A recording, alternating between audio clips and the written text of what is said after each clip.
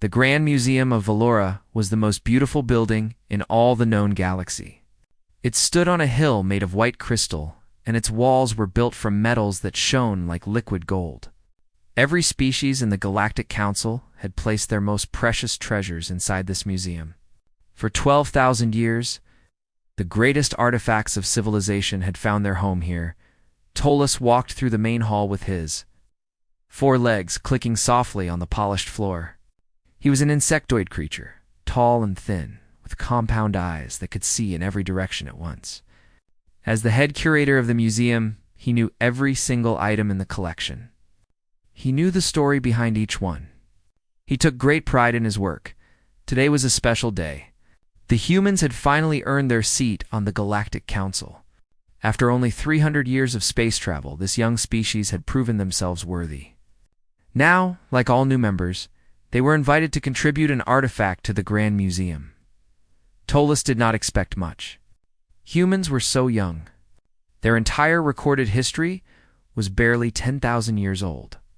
What could they possibly offer that would match the ancient wonders already in the collection? He waited in the reception chamber with two other council officials. One was Mira, a xenorchaeologist with silver scales and 6 arms. The other was Kel, a small furry historian who floated on a hover platform. They were all curious to see what the humans would bring. The doors opened, and a human woman walked in. She was shorter than Talus expected, with black hair tied back in a simple style. She wore a dark, formal suit and carried herself with quiet confidence. Behind her, 2 human guards pushed a simple wooden crate on a cart. "I am Ambassador Han Yuna," she said, bowing slightly. "I bring a gift from Earth to the Grand Museum of Valora." Tollus studied her with his many eyes. "We welcome humanity to the council. Please, show us what you have brought." Yuna nodded to her guards. They opened the wooden crate carefully. Inside, resting on red silk, was a sword. Tollus leaned closer to look at it. The blade was made of bronze, green with age in some places, and still golden in others. The handle was wrapped in old leather that had cracked over many centuries. Strange symbols were carved into the metal, flowing like water down the blade. The sword was clearly very old, but Tollus did not understand why the humans had chosen this. "A weapon," Mira said, her voice flat with disappointment. "You bring us a weapon." "It is not just a weapon," Yuna replied calmly. "It is a family heirloom. It has been passed down through my family for many generations." Kel floated closer on his platform. "It is beautiful, I admit. But surely you have more impressive technology to share? Your fusion reactors, perhaps, or your medical advances." Yuna shook her head. "The council asked for our most precious artifact. This is it." Tollus was already losing interest. He waved one of his long arms toward the dating scanner in the corner of the room. "Let us record its age for the archives. Then we will find a suitable place for it in the human section." A technician brought the scanner over and aimed it at the sword. The machine hummed softly as it analyzed the metal, measuring the decay of atoms to determine how old the artifact was. Tollus watched the screen without much attention. Then the numbers appeared, and he froze. The screen showed 47,342 years. Tollus blinked all of his eyes at once. "That cannot be correct. Run the scan again." The technician ran it again. The same number appeared. Mira grabbed the scanner and checked it herself. She ran 3 more tests. Each time, the result was the same. The sword was over 47,000 years old. The room fell completely silent. Tollus turned to face the human ambassador. His voice was sharp now, almost angry. "This is impossible. The Galactic Council was founded 12,000 years ago. We are the oldest civilization in the known galaxy. No species has artifacts older than us." Yuna said nothing. She simply waited. "Where did you get this?" Tollus demanded. "You must have stolen it from a dead civilization. Some ancient species that went extinct before we rose. That is the only explanation." For the first time, Yuna smiled. It was a small smile, gentle and knowing, like a grandmother watching a child discover something obvious. "We did not steal it," she said. "It belonged to my ancestor. A young man who lived a very long time ago.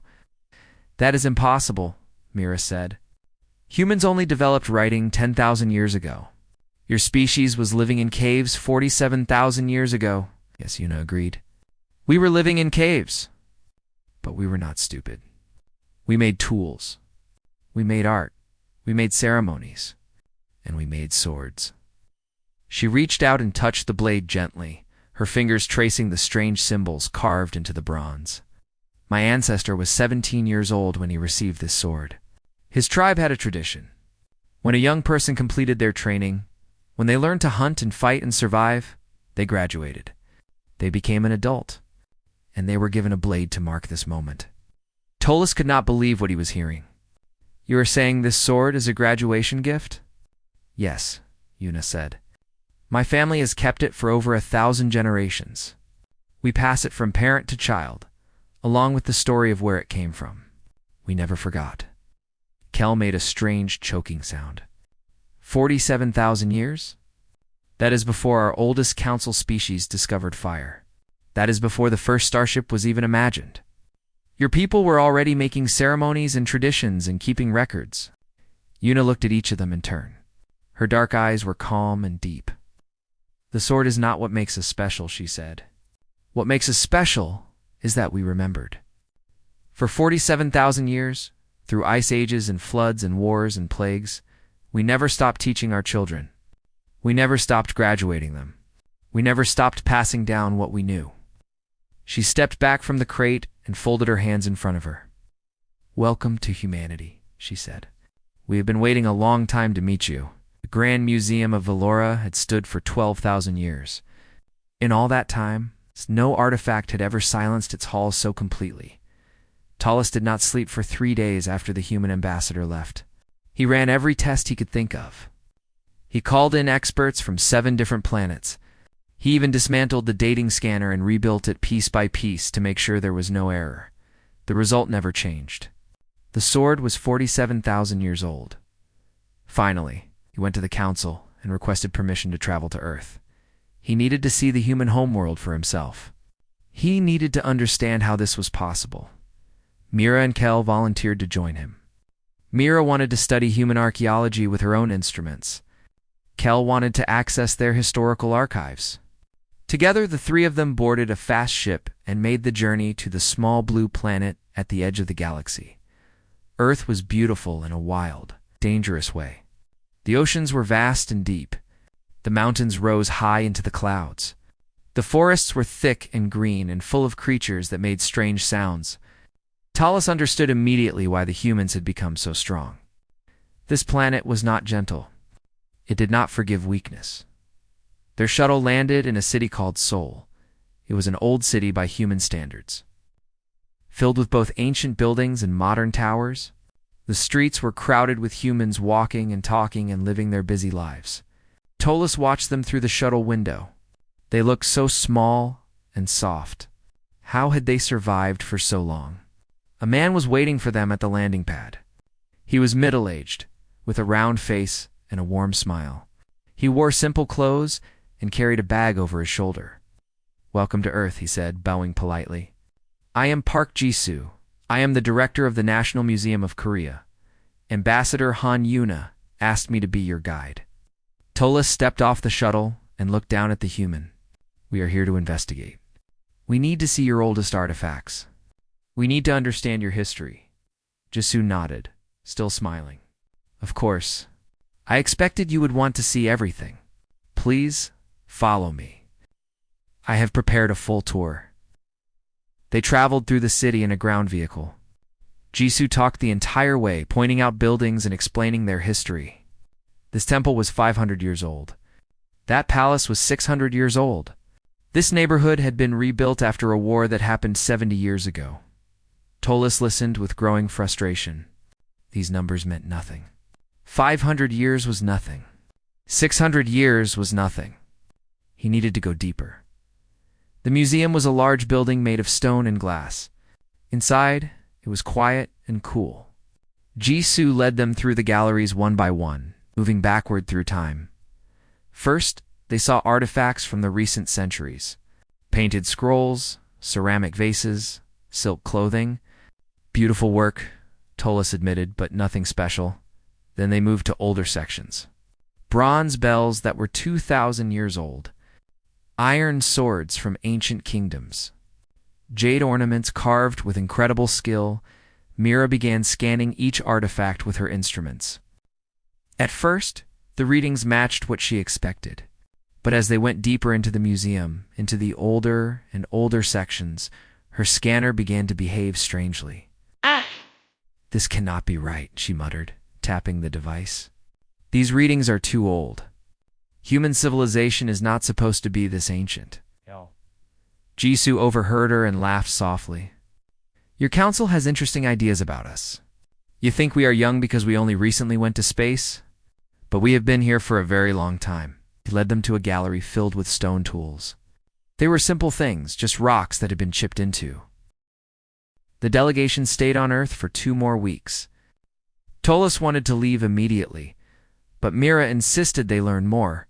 Kel agreed. They had come to investigate, and they needed to finish the job. Jisoo took them to many places. They visited other museums in other cities. They saw ancient tombs where kings had been buried with treasures. They walked through temples where humans had prayed to their gods for thousands of years. Everywhere they went, they found the same thing. Memory. Layer upon layer of memory, stretching back into the darkness of time. On their last day, Jisoo invited them to attend a special event. A university in Seoul was holding its graduation ceremony. Young humans who had finished their studies would receive their degrees and step into adult life. Tolis did not understand why this was important. We have ceremonies on our worlds too, he said. All species celebrate achievements. Jisoo smiled in that knowing way of his. Please come. I think you will find it interesting. The ceremony was held in a large hall filled with humans. Families sat in rows of seats watching the stage with proud faces. The young graduates wore special robes and flat hats with hanging strings. Music played from speakers hidden in the walls. Tola sat in the back with Mira and Kel. He felt awkward and out of place. The humans around them stared but tried to be polite about it.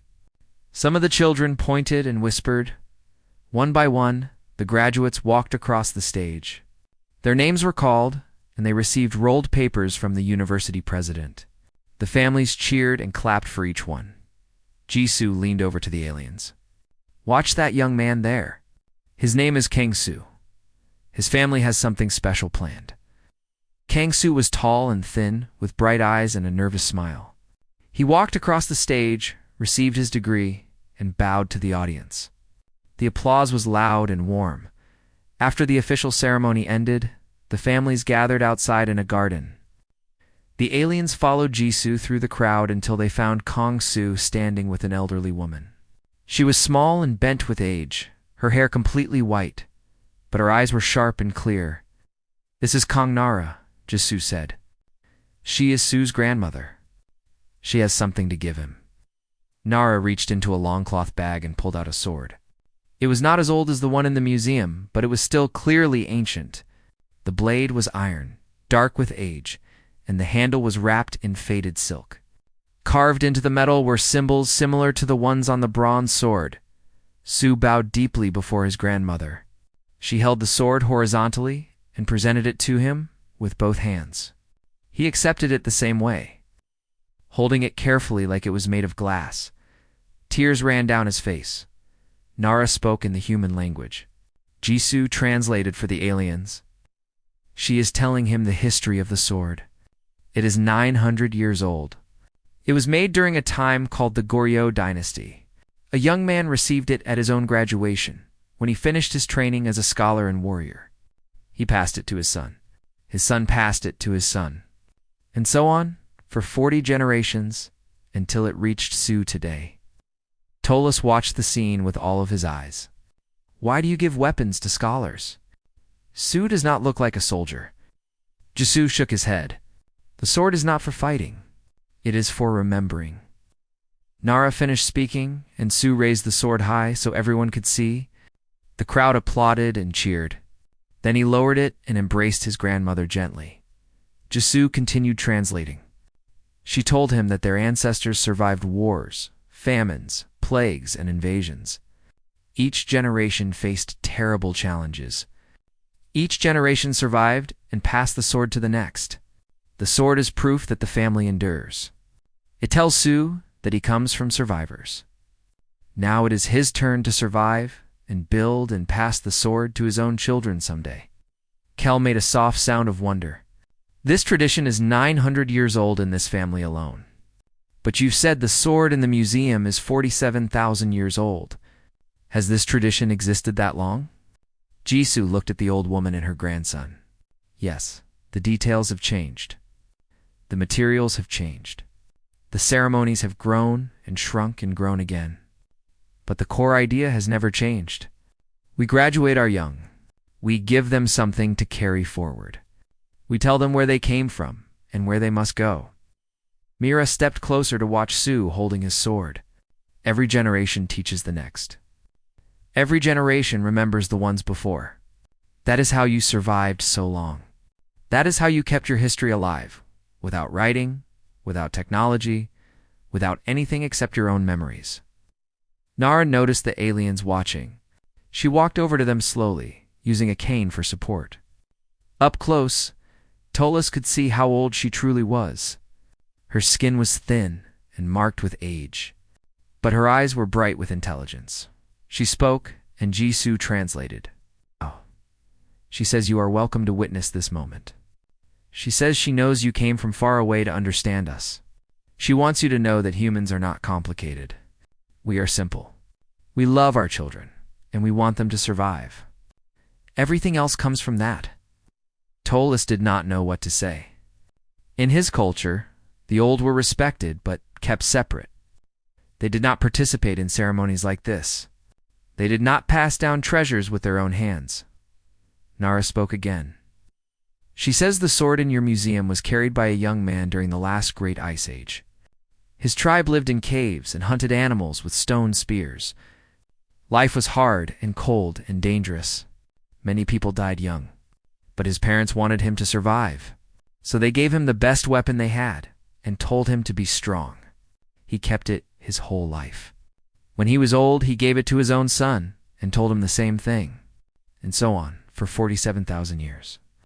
The old woman smiled at Tolas. It was a gentle smile full of warmth and patience. She says, you think we are young because we just arrived in space? But we have been preparing for this journey for a very long time. Every graduation ceremony, every sword passed down, every story told by firelight in a cave, it was all preparation. We were getting ready to meet you. We just did not know it yet. Sue came over to stand beside his grandmother. He held the sword carefully against his chest.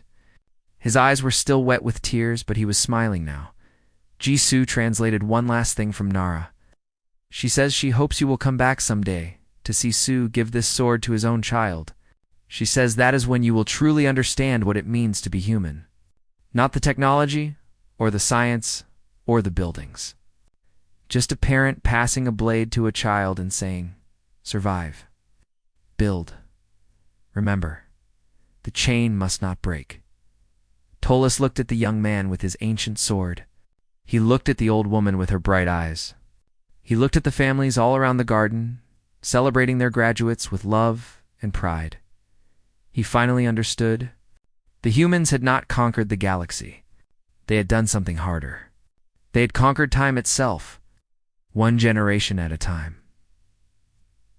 The graduation ceremony changed something in Tolas. He no longer wanted to disprove the humans. He wanted to understand them. He wanted to know how deep their memory truly went. He asked Jisoo to show them the oldest human records. Not the artifacts, but the stories. The memories that had been passed down through words alone. Jisoo thought about this for a long moment. Then he made a phone call. When he finished, he looked at the delegation with a serious expression. There is a place, he said. Very few outsiders have ever been allowed to enter, but I have spoken to the keepers, and they have agreed to let you see it. They understand how important this is. They traveled by shuttle to the mountains north of Seoul. The land here was wild and beautiful. It's covered in thick forests and rushing streams. Snow sat on the highest peaks, even though it was summer in the valleys below.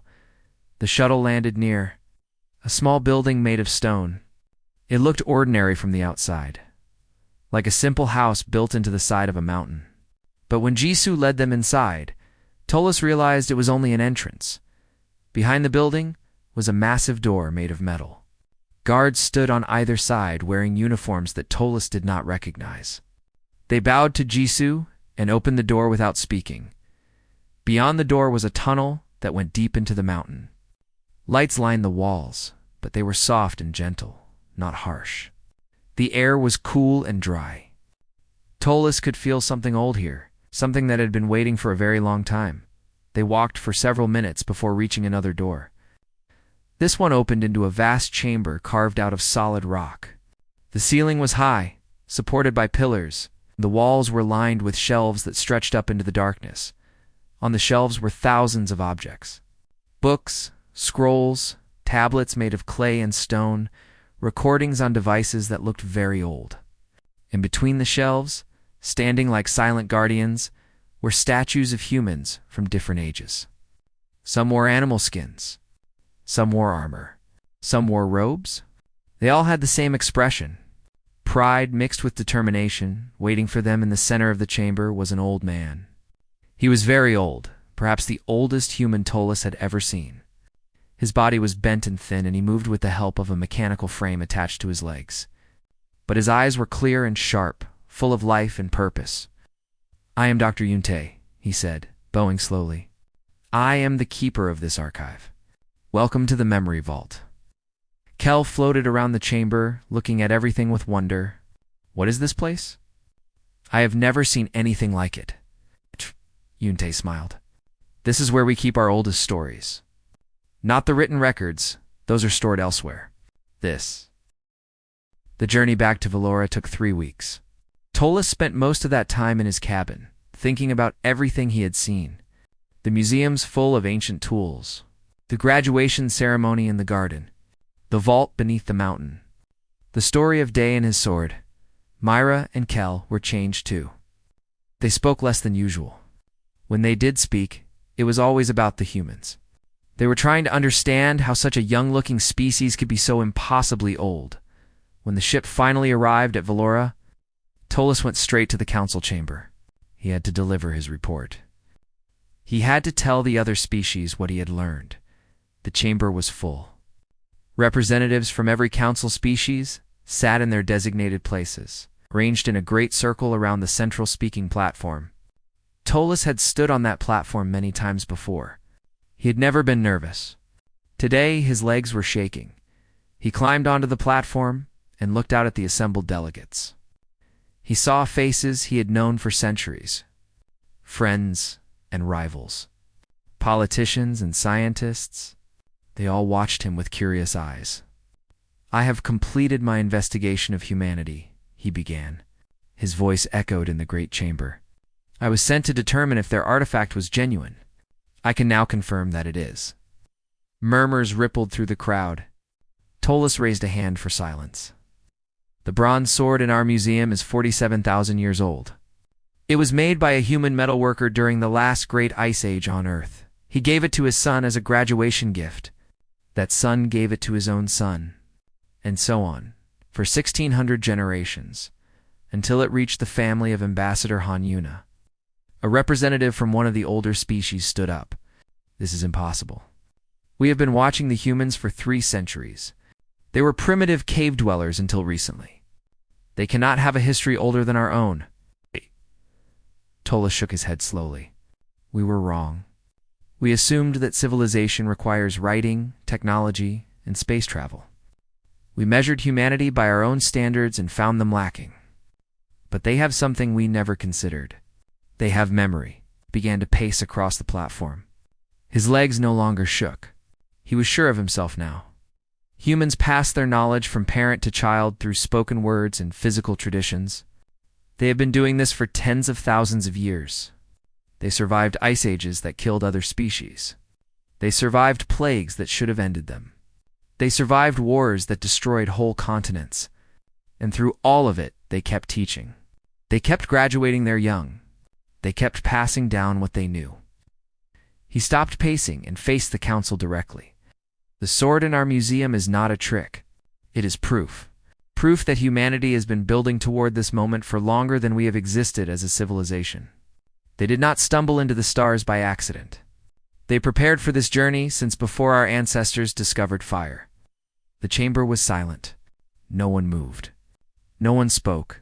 Then the doors at the far end of the chamber opened, and Ambassador Han Yuna walked in. She wore formal robes today, dark blue with silver thread that caught the light. Her hair was arranged in an elegant style. She carried no weapons, only a simple scroll in her hands. Behind her walked Jisoo, Nara, Su, and Yuntae, the humans who had taught Tolis what humanity truly meant. Yuna walked to the center of the chamber and bowed to the council. "I come before you today not to frighten you," she said. Her voice was calm and clear. "I know that our history is surprising. I know that some of you are afraid of what it means. But we did not hide our past from you. We simply waited until you were ready to learn it." She held up the scroll in her hands. "This is an invitation. Written in the languages of all council species, it is an invitation to participate in humanity's next graduation ceremony on Earth." The murmurs started again. Yuna waited for them to fade. Every year, millions of young humans complete their training and become adults. They receive degrees, certificates, and sometimes, if they are lucky, a family's sword. It is our oldest tradition, and now we want to share it with you. She unrolled the scroll so everyone could see. Beautiful writing covered the page, translated into dozens of alien languages. We are inviting every species in the Galactic Council to send young representatives to Earth. They will study alongside our students. They will learn our history, and when they graduate, they will receive something to carry forward, a symbol of the chain that connects all generations, all species, all minds that seek to survive and build and remember. The representative who had spoken before stood up again. "Why would you do this? What do you want from us?" Yuna smiled. It was the same smile she had given Tolis in the museum, gentle and knowing. "We have been alone for 47,000 years. We taught ourselves everything. We survived by ourselves. We graduated our children by ourselves. But now, we know that we are not alone in the universe, and we do not want to be alone anymore." She rolled up the scroll and held it against her chest. "The sword in your museum carries a message from our ancestor Day.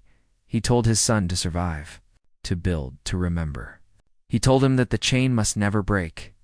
For 1,600 generations, we kept that promise. Now we want to extend the chain. We want to include you in it. We want our children and your children to graduate together, carrying the same message forward into the future." Old Nara stepped forward. She moved slowly, using her cane, but her eyes were bright and strong. Through a translator device, her voice echoed in the chamber. "I am an old woman.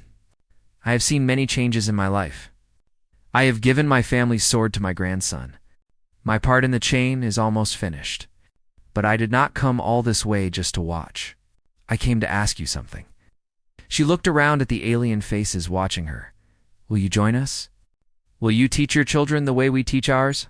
Will you pass down your knowledge, your stories, your traditions, so that they are never lost? Will you help us build a chain that stretches not just through time, but across the stars?" The chamber was completely silent. No one had ever heard anything like this before. No new species had ever offered to share their deepest traditions with the Council. Most new species just wanted technology, resources, power. The humans wanted something different. They wanted family. Tolis stepped forward. He had not planned to speak again, but he could not stay silent. "I have spent my life collecting artifacts," he said. "I have filled museums with treasures from 100 worlds. But I have never seen anything as precious as what the humans have shown me.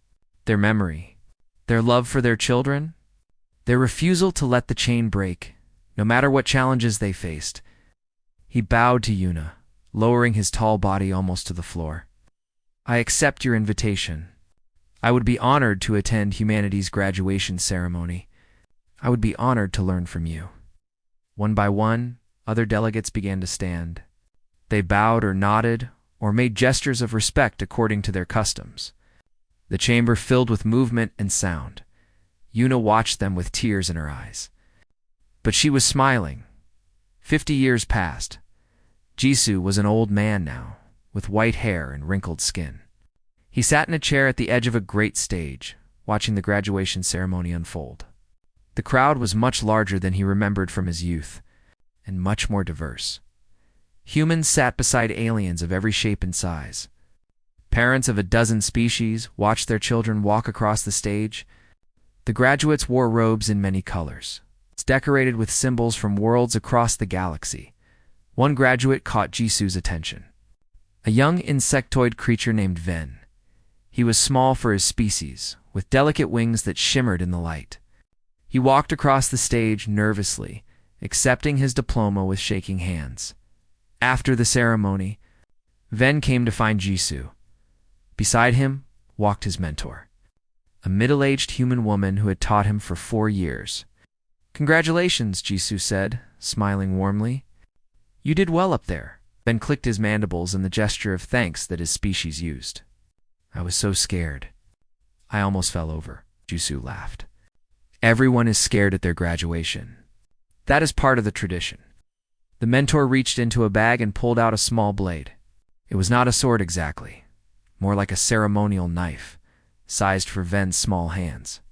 It was made of metal from his homeworld, decorated with patterns from both his culture and Earth.